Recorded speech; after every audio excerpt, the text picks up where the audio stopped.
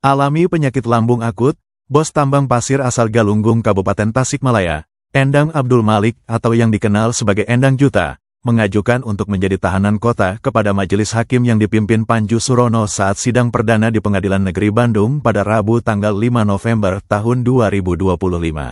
Surat permohonan tersebut diserahkan oleh kuasa hukum Endang Juta, Jogi Nainggolan, mengingat jaksa penuntut umum dalam persidangan menyampaikan bahwa terdakwa Endang Juta sudah ditahan di Rutan Kebonwaru sejak tanggal 20 Oktober tahun 2025 lalu. Ketua Majelis Hakim sendiri sempat menanyakan kepada Endang Juta terkait kondisinya saat menjalani sidang perdana tersebut, yang langsung dijawab oleh terdakwa bahwa ia sehat namun memiliki penyakit lambung. Dalam dakwaannya, JPU menyampaikan bahwa Endang Juta memang tak memiliki izin dalam melakukan penambangan pasir di wilayah Tasikmalaya bersama saksi bernama Wawan Kurniawan dan Rudiana.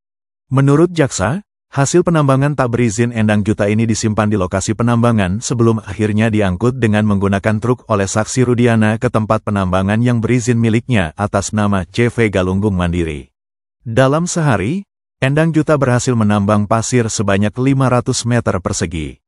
Kemudian, terdakwa menjualnya dengan harga Rp650.000 per 6 meter kubik, dengan keuntungan berkisar Rp50.000 sampai Rp70.000 per 6 kubik.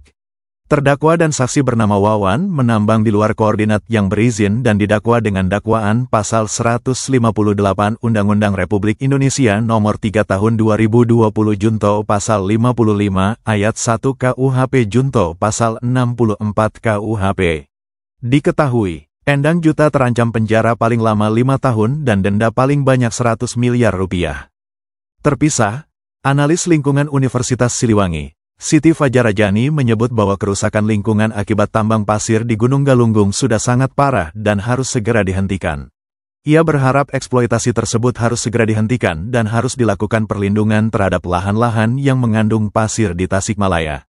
Siti juga menambahkan, meski memiliki nilai ekonomi, namun dampak kerusakan terhadap lingkungannya sangat parah. Terbukti lahan sudah mengalami longsor, erosi semakin parah, sumber air sudah mengalami pengurangan, pun lahan produktif semakin menghilang. Menurut Siti, hal itu tidak bisa tergantikan oleh nilai ekonomis penambang pasir yang manfaatnya diterima oleh bukan masyarakat setempat, karena masyarakat setempat pun mendapat manfaat yang kecil sekali dan tidak seimbang. Ia menilai, penambangan pasir terjadi saat ini lantaran tidak adanya pemanfaatan sumber daya alam. Bahkan, menurut Siti, alam raya ada batas kemampuan sampai mana bisa dimanfaatkan. Siti mengaku, kepedulian lingkungan semakin meningkat sejalan dengan penegakan hukum yang tengah dijalankan saat ini.